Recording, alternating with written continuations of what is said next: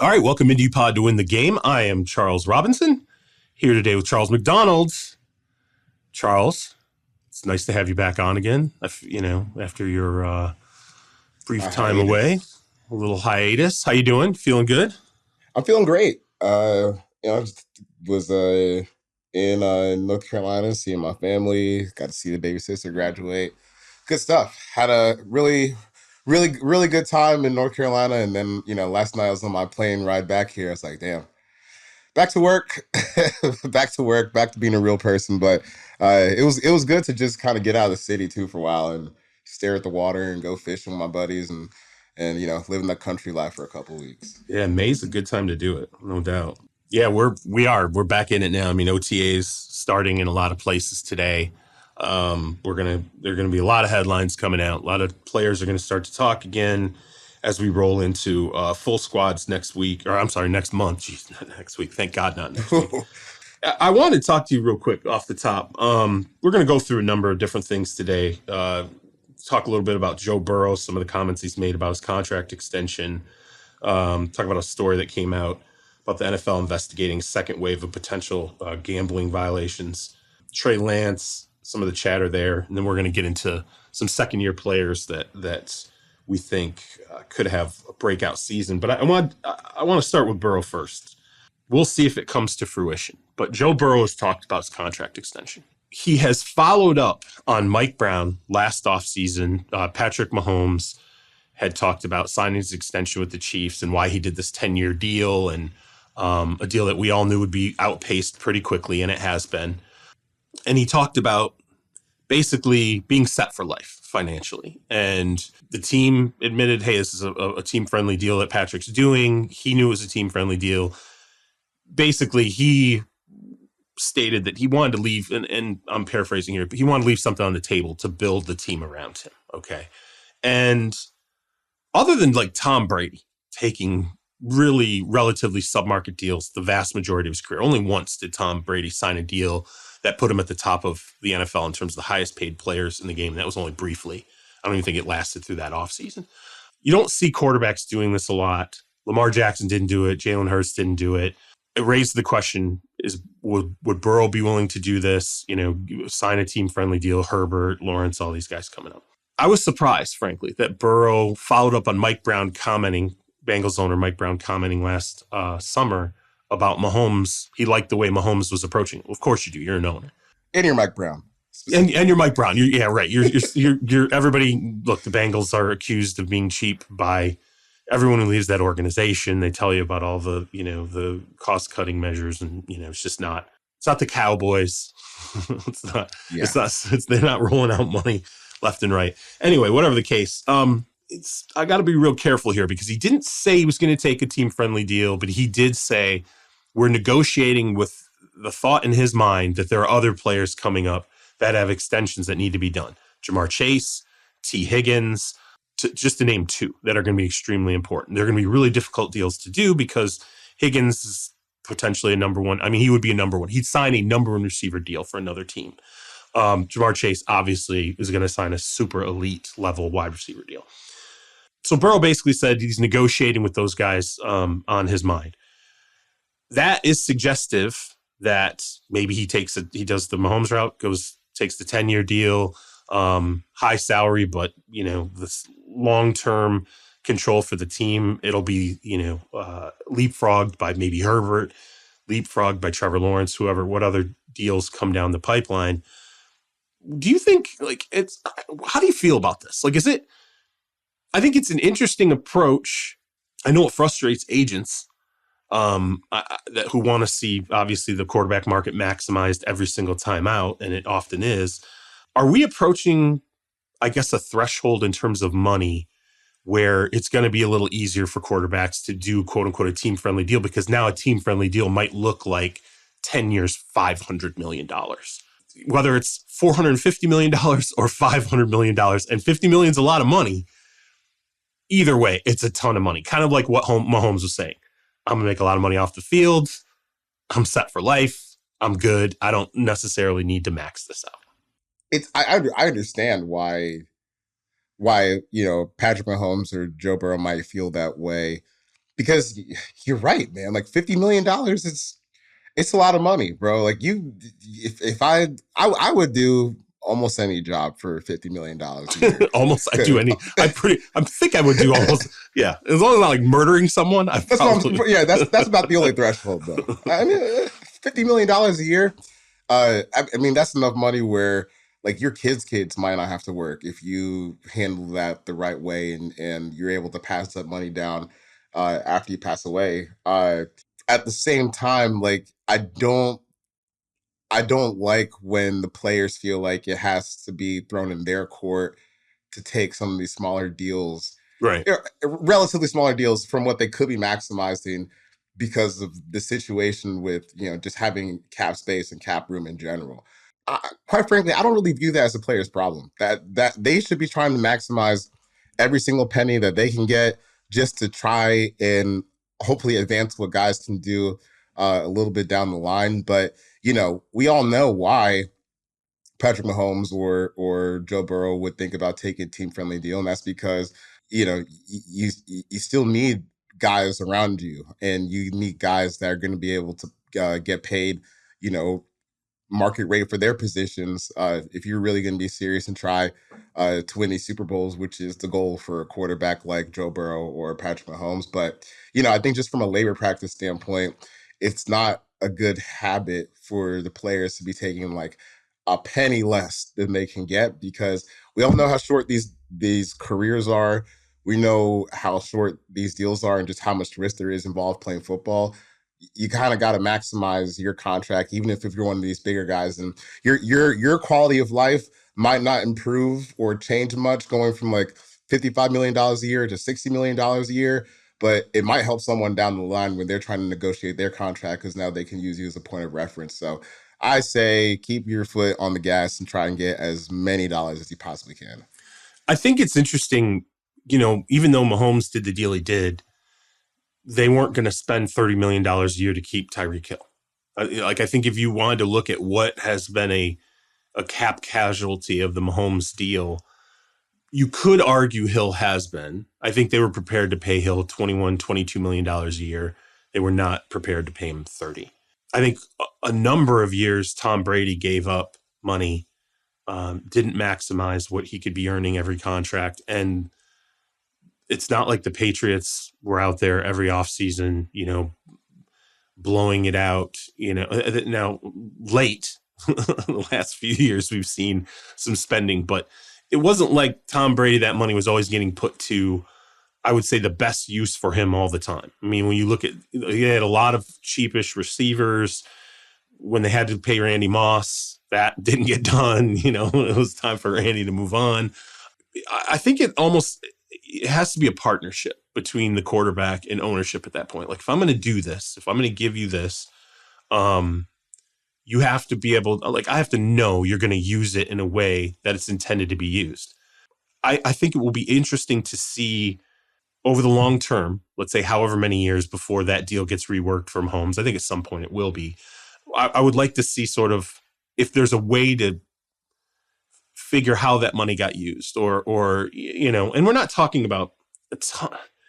Look, $5 million a year. I mean, if let's say it's $45 million or $50 million, or if Patrick Mahomes had reset it at that time, maybe, instead of it being a 10-year, $450 million contract. I know it's been reported above $500 million. We're talking about the meat of it, the legit bones of the contract. Over a 10-year span, $5-6 million a year. Maybe that's not a ton nowadays in the NFL. That's part of this whole idea to me, is like, even when you do a team friendly deal, really, what are you talking about here? What can you make? What can you do with an extra $5 or $6 million a year in today's NFL? Now that's a high end kicker, which I guess spent on a kicker actually would probably be great, but on another position, you're not getting a number 2 receiver for $5 or $6 million a year, not unless you can really work some magic. Do you think, though, when you look at what happened with Watson, to me, there's zero question now that deal will forever be the outlier. Like, we've seen a couple deals come in with Hurts, Jackson, obviously. But this would really be the pendulum that goes completely the opposite direction of Watson, which was not a team-friendly deal, fully guaranteed deal, big difference in what you got to put into escrow. They've already had to rework the deal once, that being the Cleveland Browns. So you've gone from the Watson deal and the anxiety in the league about, like, is this the new normal? Is every quarterback going to want a fully guaranteed deal, to some more standard deals, Kyler Murray, Jalen Hurts, Lamar Jackson, none of them fully guaranteed, more along the lines of the deals we've seen in the past. And then, but now the pendulum goes a little further where maybe Burrow comes in and says, hey, I'm going to do the long-term kind of Mahomes path. Maybe that influences Herbert to do it. Maybe that influences Trevor Lawrence to do it. Watson we're done, right? Like, that's never going to happen. I feel like I'm looking at the Watson deal. I'm like, that'll never happen again. Like, it happened and it'll never happen again. But the only way I can see it happening, and to me, the scenario that like would never happen that will allow it to happen again, is a quarterback like for real hitting the open market. Not like what Lamar did, where you're still tied to the Ravens. I mean, like full on unrestricted free agency. Right? Yeah. Because through everything that happened with Watson, that's kind of like where he was. Because obviously he was never going to go play for the Texans again, which made it, which brought in a bidding war. That's the only situation where I could see it happening. But even then, like, could you imagine Joe Burrow hitting unrestricted free agency? Like the amount of things that would have to go wrong for the Bengals in order for that to happen. Like, there would be a lot of breaks put into place before you ever got somewhere close to that. So the Watson deal, that's going to be the outlier. Well, it's going to be the outlier, but I do wonder if guys are still going to try to bring it to the table just a smidge, just to see if they can get some more guaranteed dollars. But like the 5-year, $230 million guaranteed, it's not happening again. Let's say Watson plays really well in Cleveland and he lives up to, whatever their expectations are. And let's say the next couple of deals go, they're either team friendly or they're more standardized, what we've seen.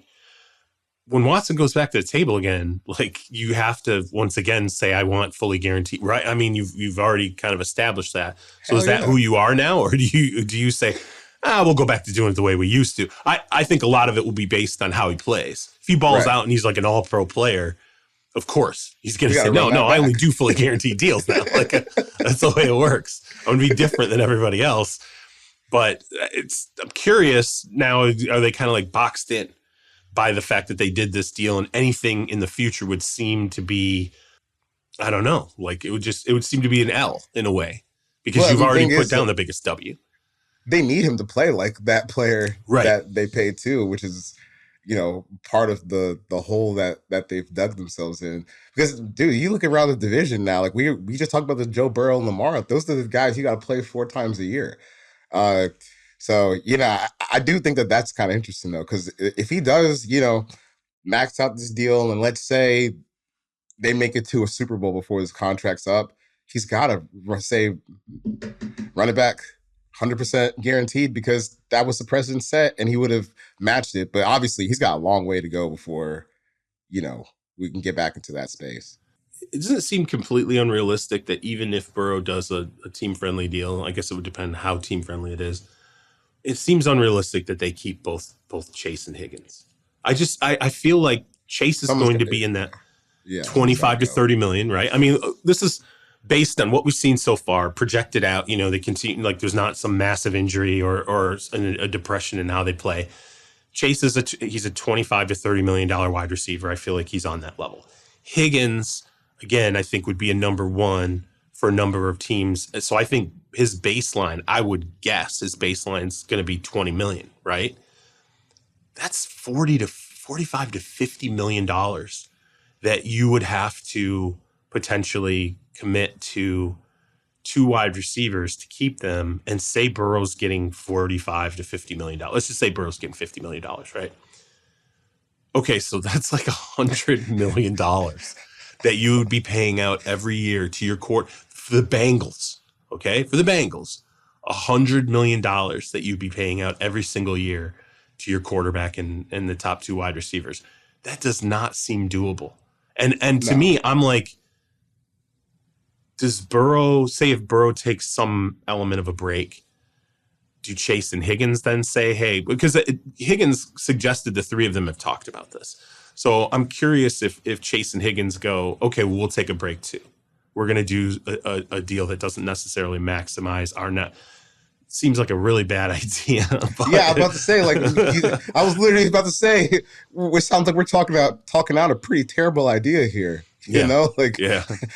T, Mike Brown likes it though. Yeah, T, like if you can hit the open market, you got to go hit the open market, buddy. Yeah. But you know, I think this is why we've seen. I don't know if it's like actually legit trade rumors, but you know, we've seen at least fans, you know, kind of clamoring for their teams to try and trade for T Higgins, because I think we can all see the writing on the wall that if all of these guys are really going to try and secure the best financial future for themselves, it's not going to be Burrow who's gone. He's locked in. So now you're playing the game of, all right, well, do we want to just blow it all on Jamar Chase and kind of fill in the blanks with maybe some cheaper, less known guys and some rookies, or do we want to let Jamar walk, spend a little bit less, extend T Higgins, and then maybe we can buff up with a quality veteran for a year or two opposite. It's a tough spot for them, because letting Jamar Chase leave is deal. I mean, they deal him. I'm sure they wouldn't let him leave. They'd deal him, right? Yeah, they'd figure out. Yeah, but again, right. It would be difficult. It'd be difficult to deal a player of that level. Yeah, it's. I do think there's a chance though that Burrow's deal gets done by camp. They seem to be in a pretty good place. I mean, given what his comments were, given that he is willing to lean a little more toward not just be, resetting everything like a Lamar Jackson or Jalen Hurts. We'll see. I'm curious. Like I after all this talk, I'm like, watch this end up being like a standardized Joe Burrow's $55 million for, 6 years, $200 million guarantee. I'm like, all right, that's not really, that's not what I was expecting. I want to move on to David Purdom. He's a really good reporter for ESPN, covers the gambling industry. He had a piece where he said the NFL is investigating a second round of potential gambling violations. And this does not surprise me at all. No. Like I think like what we saw with the recent round of suspensions that hit the Lions, the most notable of which was Jamison Williams, who bet on some college games on like basically in the facility. He was inside the infrastructure of the NFL. So it triggered the gambling policy violation. So A, I was not surprised at all by this. B, I'm sure it's way more prevalent than many of us might have realized. And I guarantee you that the Lions aren't the only thing. I would almost think almost every franchise has probably had players at the very least gamble on like college games, right? C, I read this piece and it leads me to think like, hey, if you have Lisa Friel, right, and she's set up to be sort of your czar of investigations, and a lot of that has to do with domestic violence, personal conduct violations, things of that nature. I really, truly believe they need to hire a VP of just strictly for the gambling wing. That person's job is to investigate whether or not players are gambling on football. Like I feel like we're already there, because I think the fact that they're already doing another round of this, and so far it feels like a lot of these violations have been the casinos, their partners basically tipping them off to, which I'm sure is part of the agreement. Hey, if we're doing all these deals with you and we're welcoming gambling into, our spaces, that being the NFL, you have to let us know when we have a problem with a player, placing bets. To me, there's got to be some kind of gambling czar here, somebody who spends all their time keeping watch over whether or not players are placing bets. And I know some people get pissed about this and they're like, well, why is the league allowed to cut these deals and the players then can't go and gamble? Sorry, that's just the way it is. Gamble your ass off when you get out, but you can't be doing it from inside. I don't side with anybody that says it's so unfair that the NFL can make money but then players can't go out and gamble on football games. You can go and gamble, just don't gamble on football. Don't gamble on college. Don't gamble on professional football games.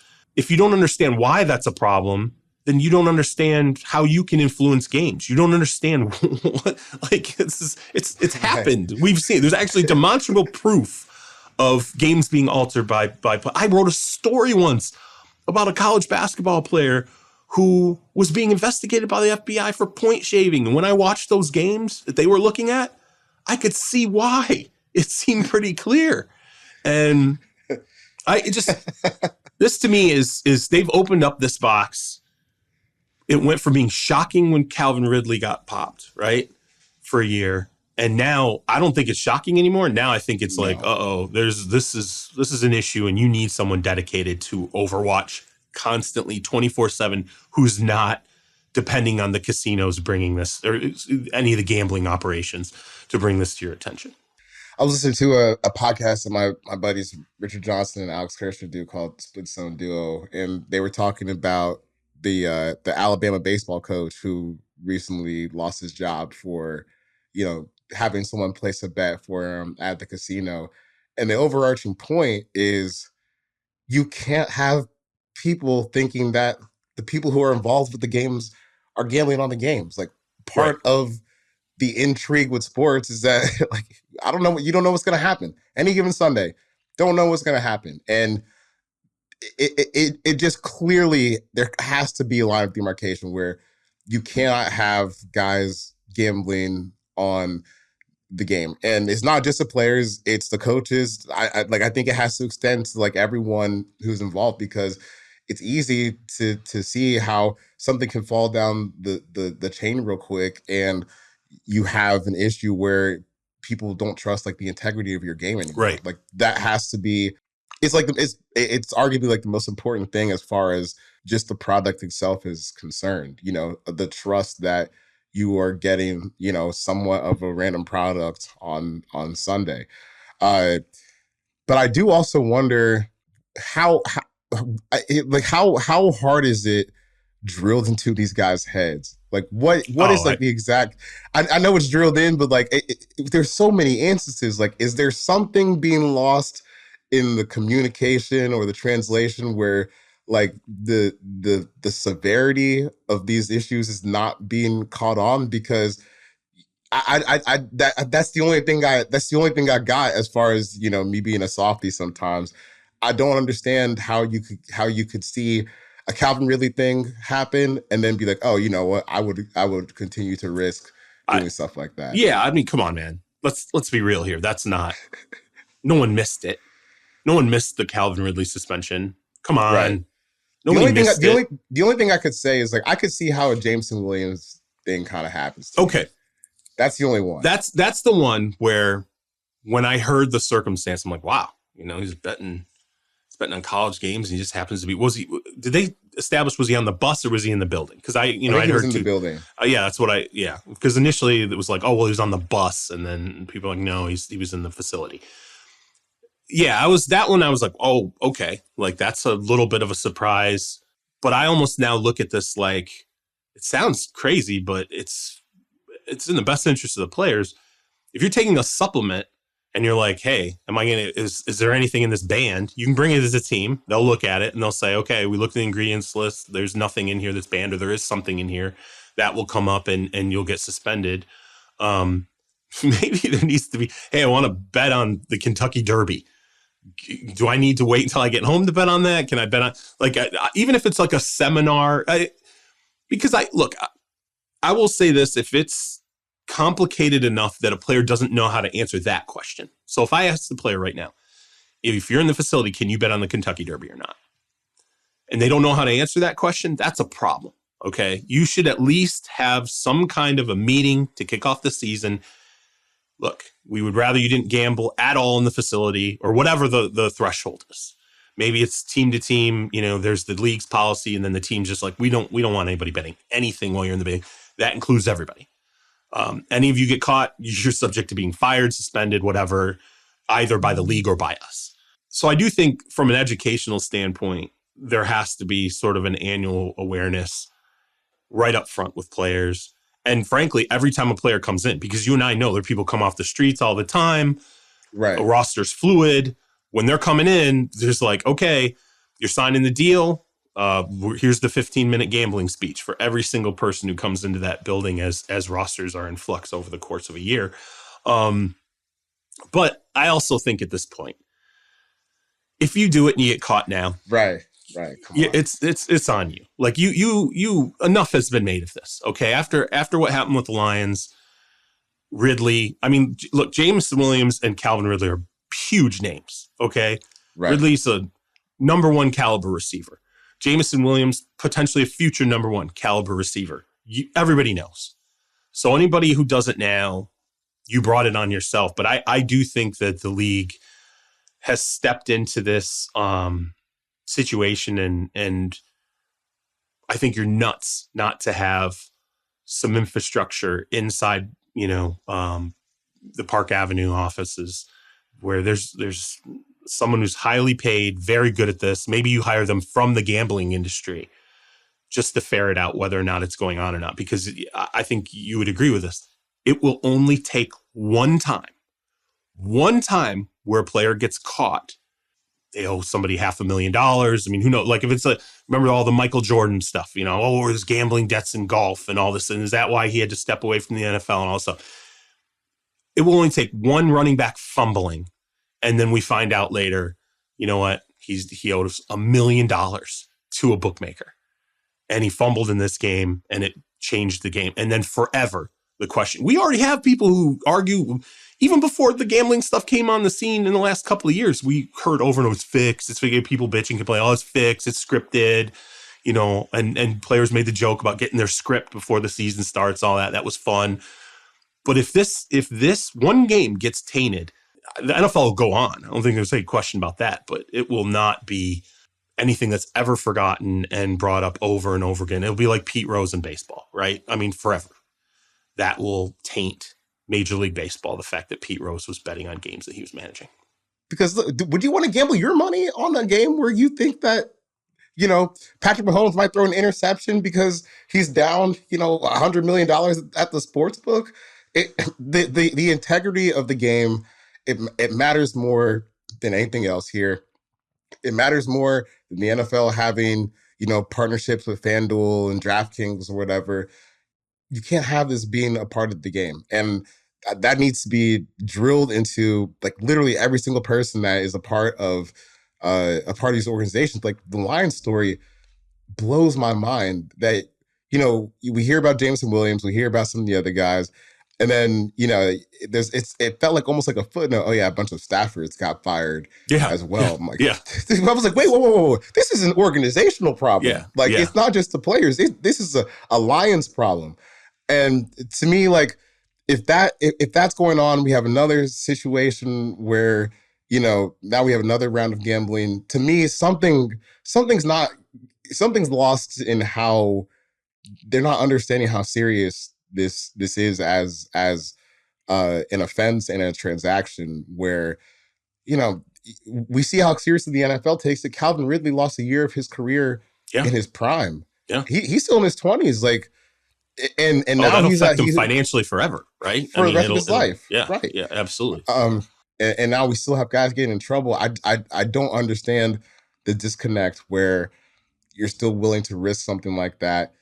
And it makes me wonder, like, what the hell is going on here from just like a total operation standpoint where you can even have guys that are willing to put themselves in the line of fire like that. It's just pause it as long as you're in the league. Right. And same for the employees. Like it doesn't matter what, like it just, you can't do it. It doesn't matter if it's fair or not. They're protecting something.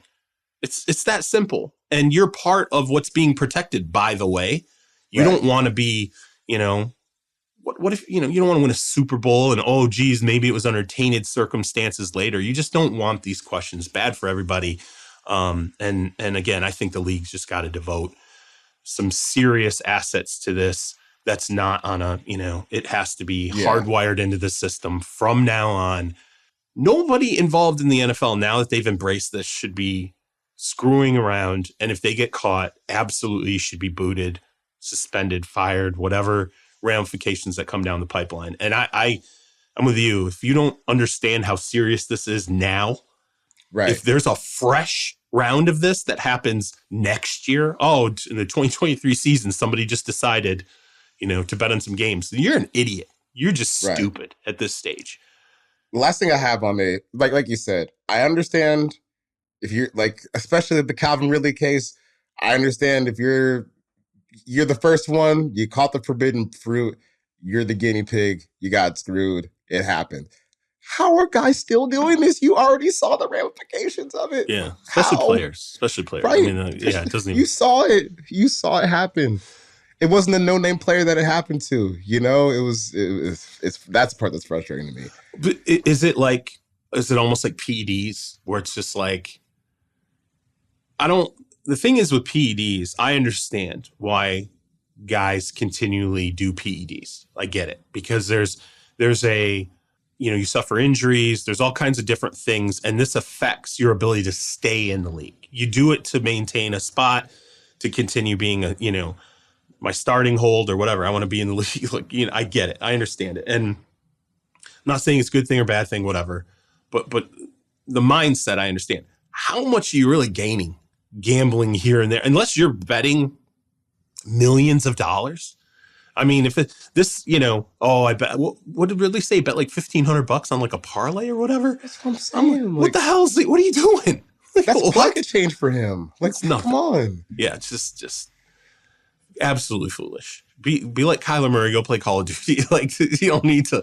I mean, what are we doing here? So I'm fascinated by this. Move on here, but I'm really fascinated by this though. This is a very interesting dance the NFL is going to be doing moving forward, and the continued overwatch of this, I think, is going to be really interesting. All right, we'll throw to ad break in a little bit. One more thing before we get to it, though. Got to bring up what's going on with Trey Lance. Todd Christensen, this quarterback's coach that he hired, also works with Patrick Mahomes, is now on record out here talking about things that they're doing to help his throwing motion, and he's picking up some things, and this is going to give him a chance to take this big leap forward. I feel like there's an element of desperation when we get to this stage for quarterbacks, where it's like, it's a throwing motion thing, so we're going to retool his throwing motion. And it happened with Carson Wentz. Maybe that's why it sticks in my mind, because I remember the whole, Carson's doing this and that, and so this offseason we're going to work on his throwing motion. And ultimately what ended up happening was they put all this work in. There were a multitude of ex-quarterbacks and, on the staff, off the staff, everybody trying to work with Carson. And then when the game kicked in again, he just went back to doing like what he was doing before. And I think that often happens with quarterbacks, where if they've throughout their career thrown a certain way, done a certain thing from a mechanical standpoint, and that's just how they're used to doing it. Once they get back on the field again after relearning all this stuff, and things are going 1,000 miles an hour, they just revert back to what their habits are, what they. This is dubious to me. The second I heard this, I'm like, man, I don't know. This really is. We're in desperation mode now. If we're to this point where it's like, we're screwing with maybe some of the fundamentals of what he does when he throws the football. If this doesn't work now, if you don't see it pay off now, I feel like it's going to be that one situation where, they're just throwing stuff out there trying to get this fixed and whatever the issue is. But it does signify, by the way, there's clearly a pretty big issue here. Like, you don't just start screwing with someone's throwing motion and then talk about it so publicly if there's not really a significant concern on the level of the franchise. Yeah, it was just interesting though, because he broke his leg. I don't know. I feel like he hasn't even thrown the ball enough where we're looking at the throwing motion as an issue, which is that's what I thought was interesting. But yeah, you're starting to reach like red alert situations probably when we're getting a throwing motion story in middle of May. That 49ers quarterback situation, it's kind of a mess right now. Yeah, like, it's a little worrisome. No one really knows what Brock Purdy is going to look like whenever he gets healthy. Sam Darnold is like the biggest wild card passer in the NFL probably since he got drafted. It could look like Mahomes, or it could look like a guy who should be like bagging groceries somewhere. And then Trey Lance, I don't know what Trey Lance looks like. He's played, I think he started like 5 football games since the pandemic started. So I don't know what any of that's supposed to look like. But yeah, anytime you're getting, we change the throwing motion story, my brain always goes to Tim Tebow and how often that was the story every single time that we hit the offseason with him. So hopefully it's not that bad. But, I didn't read the whole story, but, some of the quotes that were coming out where it's like, he was way far behind from some of these guys that I usually coach. And I was like, oh, that's alarming, because usually you don't really get the trainers saying negative things like that, because they're trying to put their client in a positive light. But hopefully it's working for him, because I think that the physical talent in that offense will be a lot of fun. And, my dynasty team kind of needs it. I want Lance to succeed. I do. I want him to be. I was very excited about him going all the way back to when scouts started to tell me, like, hey, you need to check this kid out. He's just, after this next year, after his sophomore year, everyone was talking about what he was going to be able to do on the NFL level. In my mind, it's hard for me to come up with, in the last 20 years of doing this, situations where a quarterback was having significant problems, had lost basically their shot at a starting job, and then hear the throwing motion story come out, and then all of a sudden the quarterback was revolutionized and played well. Like, I really can't sit here and I'm like, I remember many versions of the throwing motion story. It's always with a quarterback who ends up failing, ends up not living up to whatever. And we're talking about, again, I go back to Wentz as being like the most recent. What did it boil down to? Was it really mechanics, or was it just decision making? Was it like, it was just things that he would stubbornly, they could not get it out of his game. It's just, man, I hated hearing the second it popped up with Lance. I'm like, oh no, like it would have been better just to not hear anything. Like, let him go back out to practice. Don't start telling me that you're know. And by the way, I know I don't want to be totally pessimistic about this. I want it to be something that's actually not that big of a deal. Maybe it was, something small, fixable. They fixed it. And when he gets out there and he has these OTA reps, when he has the full squad reps, you're going to see a big jump ahead. In my experience at this state, when someone has really struggled to kind of grab onto that job, and then it starts being all this other stuff. I mean, Darnold, honestly, it was he can't get beyond his first read. When he starts to have to make other reads, he just makes all these bad decisions, but we're working on it. We're going to get it, and then what ultimately happens? He is where he is now. Baker Mayfield, how many teams has Baker Mayfield been on already? It's number 4. Like, what are we doing? It's just, it's I hope the best for Trey Lance. I just winced when this story came out. So we should get into, we want to talk about some second year players that could have breakout seasons. I think this is a good spot to throw to that, but let's go to our advertisers first and we'll come back to that on the other side of the break.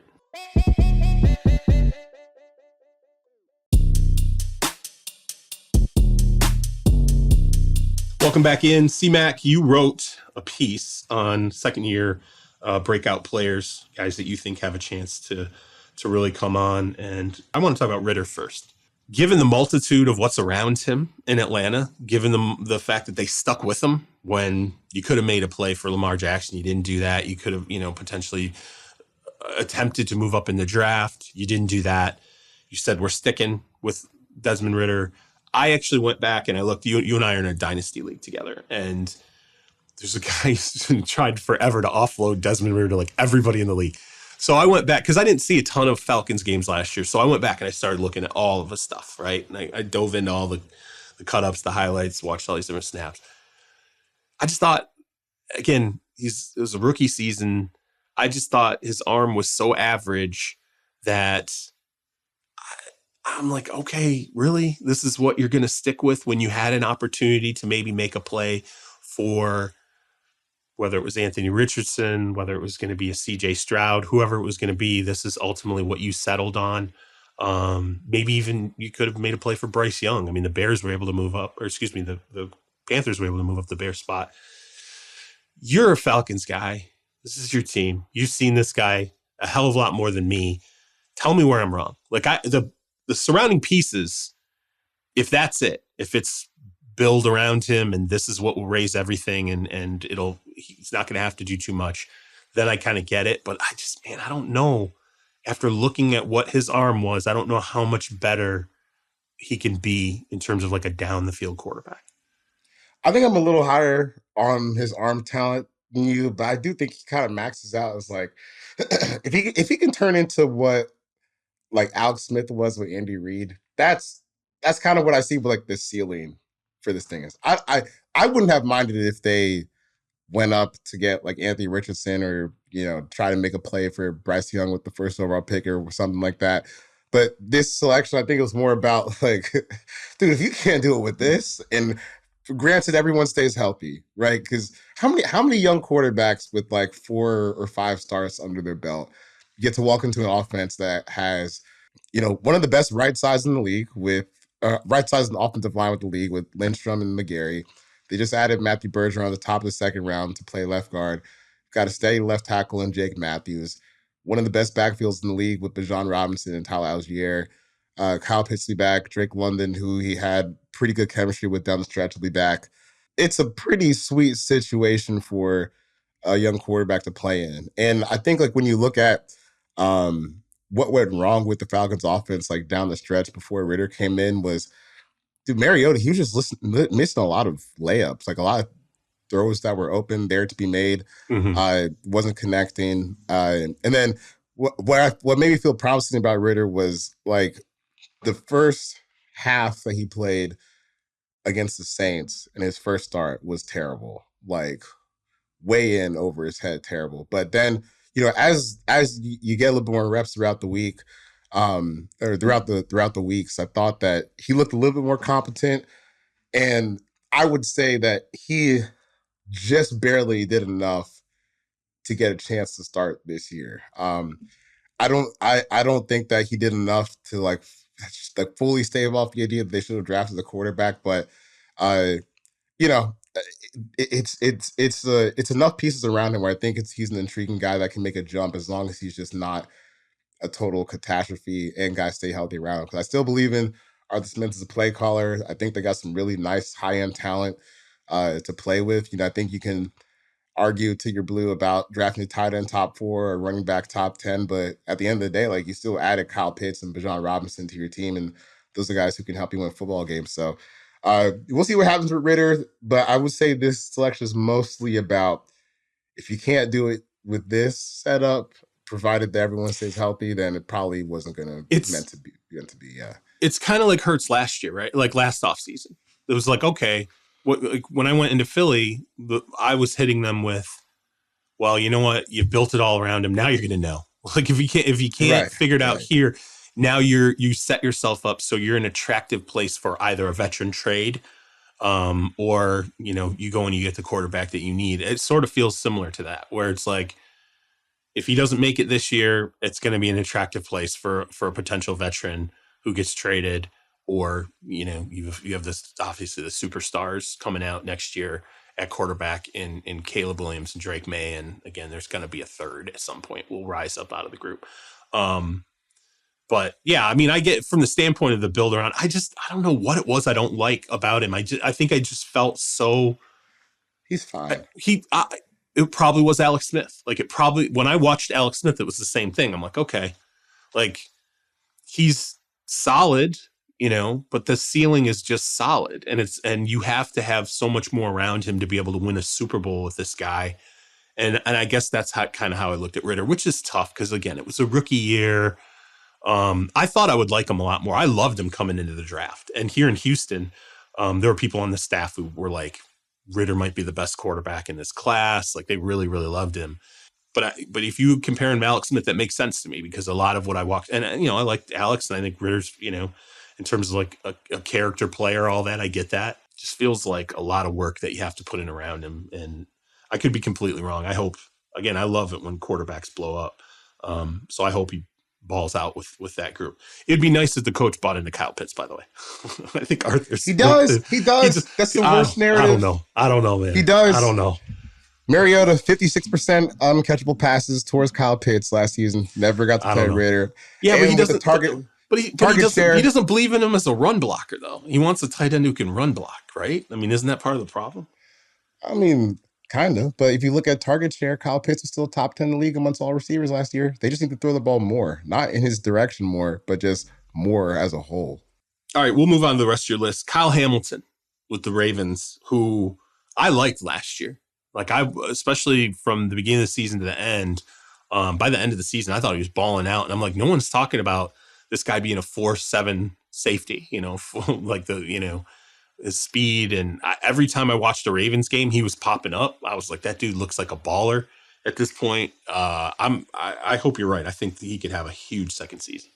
That was one of the biggest like overcorrections in terms of like narratives that I think we've seen, because we watched Kyle Hamilton for 3 years as a starter in Notre Dame, Superstar. being like the whole time, literally the entire time, everyone was like, wow, this guy is a superstar. He's going to be an absolute force in the NFL, blah, blah, blah, blah, blah. Through 3 years, started as a freshman all the way through.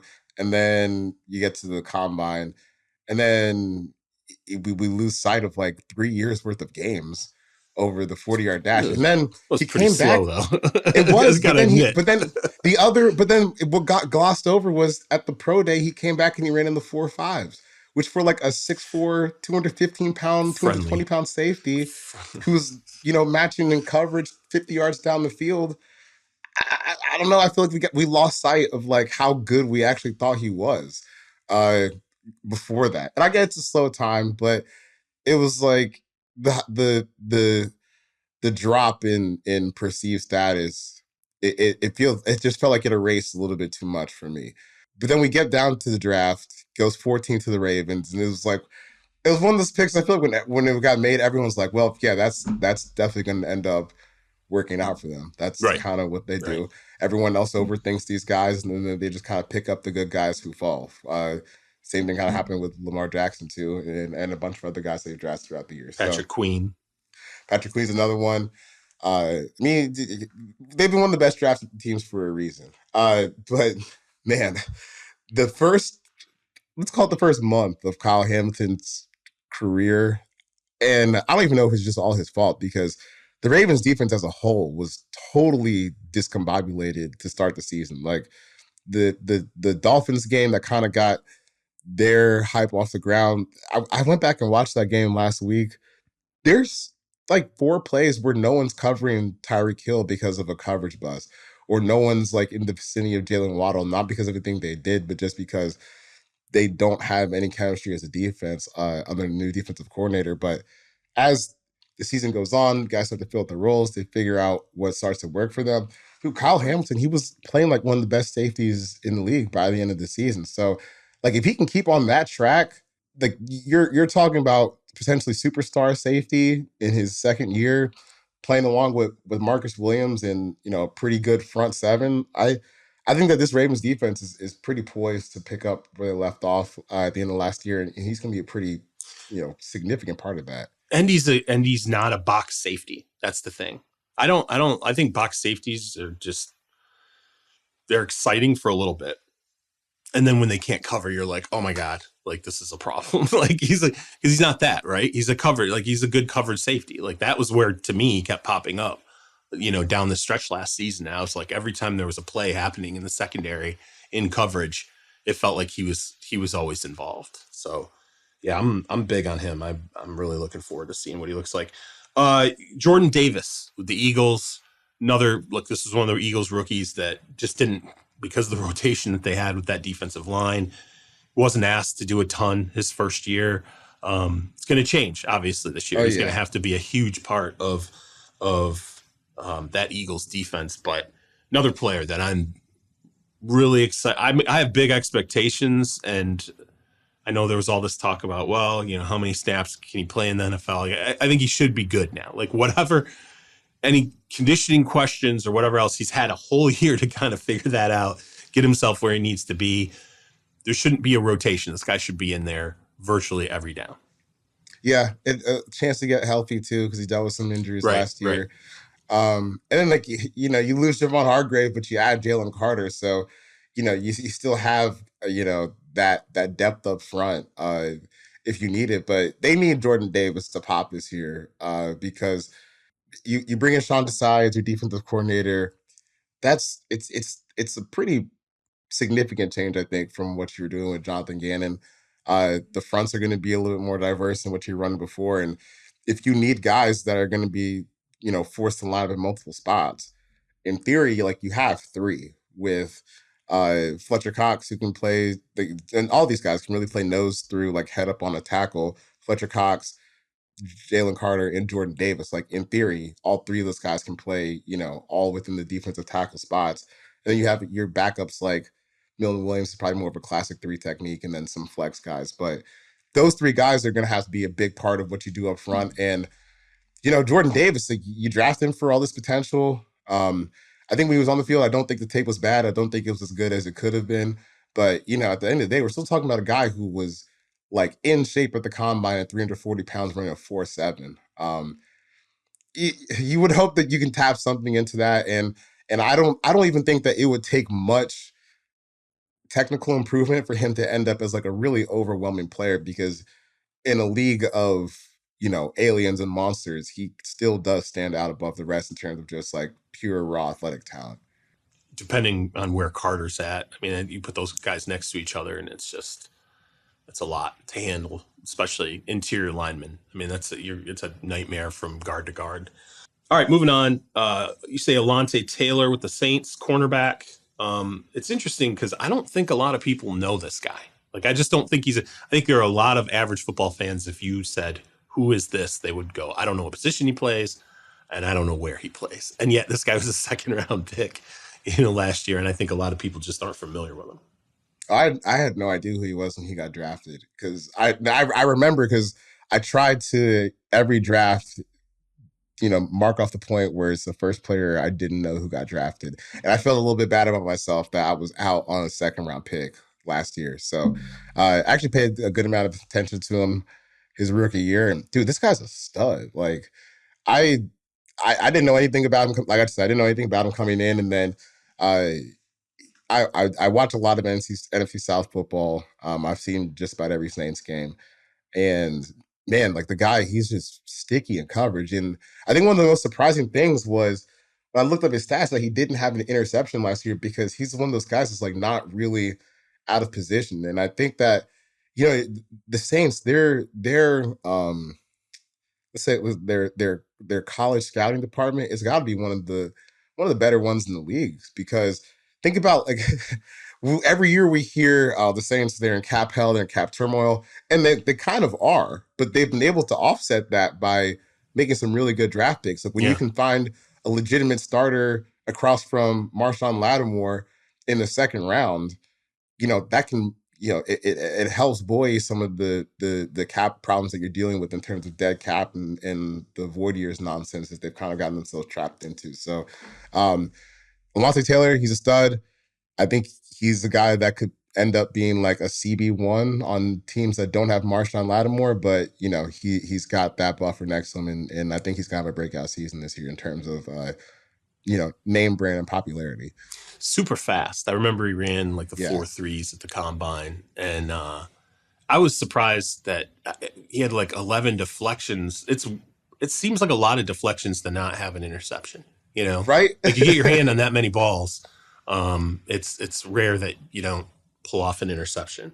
But yeah, it's going to be, and by the way, it's not like he's a completely unknown commodity. He did play at Tennessee. Okay. I was I just think it's just interesting to me because I know his name came up a couple of times last year, and not on our show, but just in talking to, some different people and, like friends who watch football, and they had no clue, who he was. And I'm like, you don't even know what team he plays for. Like, zero idea what he did. Rachaad White, Buccaneers, move on to him. He's got an opportunity. They really, really need him to step into this. It was stunning. You had an opportunity there for the Buccaneers to address running back in a really big way at some point in the offseason. They really didn't. And I mean, it's a complete open runway for him to have a monster season. Yeah, what Steve Smith used to say, ice up, son. That's what I would say to Rachaad White going into this season, because, dude, there is a huge vacuum in terms of carries for him to take on. And he was a guy that caught the ball a decent Yeah. amount for them Yeah. last year. So that's going to increase some more playing time. The carries are going to skyrocket. Now that Leonard Fournette's not there anymore. I mean, we could be looking at like a 300 plus touch season. I think that might be even a little low for Rachaad White, depending on how things turn out for him. Oh, running and receiving, definitely, right? He's Yeah, definitely going to get 300 touch. And to me, like, it's not even about his talent level, dude. He's got no real competition for this league back role. To me, Rachaad White, to me, I think he's a guy that should probably be like a committee type back, but he's going to get bell cow work this year just because I think the only other back they added in the draft was Sean Tucker, who is he was a UDFA for them. So, you know, he's going to compete with Keyshawn Vaughn, who hasn't really been able to separate himself since he was there, and then Chase Edmonds, who's been kind of a journeyman. So, you know, this is a role for him to seize, and I'm interested to see what, you know, bell cow back Rachaad White looks like, because look, no one's going to be able to say he didn't get the chances this year because it's going to be, you know, there in droves for him. Watch them sign Dalvin Cook after he gets cut. That would make me sick. That would be terrible. Yeah, but it could happen. Absolutely, yeah. Definitely possible that Dalvin Cook goes back to Florida. Well, we'll see. I'm excited about the opportunity he has this year, and I like him as a player. I don't know though. Yeah. I'm with you. Just from what I watched him last year, I was like, oh, this seems like the appropriate role for him to rotate in. And, you know, he factored in, like you said, catching the ball out of the backfield. I did not ever look at him and say, yeah, they can totally just go with him as being a 300 plus touch. Yeah. And yet that's what they're doing. So we're going to see what it looks like. All right. Well, it'll be interesting to watch him. Appreciate you bringing those to the table this week. I'm sorry to everybody. I'm still struggling, still sick, trying to pull myself through this. I'm sure I keep getting all these people like messaging me after podcasts. They're like, "You okay? Like, you don't sound good, man." Like, I don't know what's going on. This has been dragging on forever. Clearly, I'm not doing something right to try and get over this. Leave us a review that gives us some Dr. Rex in Houston. Yeah, I do. I need to go see. I have to change doc. My doctor's like 100. My doctor's like the oldest guy on earth. No, and every time you're being irresponsible by going to him. You know? I know. Every time I go in, I'm like, he's gonna retire, right? And he just never will. He just will never retire. And he's so old that I feel like he's trying things from like the 50s on me. Like, you know, I'm like, I think I need a chest X-ray. He's like, pulls out the stethoscope. Just breathe in.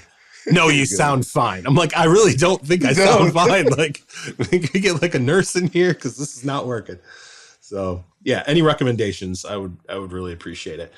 Health permitting, we'll be back next Monday. If you have an opportunity, shoot us some messages on Twitter, maybe some things. At some point, we'll probably do a mailbag. We're kind of getting to the point in you know, May and June that maybe it's best to go around and answer some questions just from the audience, you know, people that are curious about their teams or other situations. So shoot Charles, myself, Jory Epstein a message, and maybe we can answer some questions next week. I think that would be great. You can get CMAC on Twitter at 4verts. You can get myself at Charles Robinson. You can get our ace producer, Stone Rochelle, at SJ Rochelle. And as always, remember to help us keep Terez Paylor's legacy alive. Check out breakingtea.com/Terez for the newly designed all juice tee or hoodie. Remember that proceeds from that purchase go to support the Terez Paylor scholarships at Howard University and Missouri.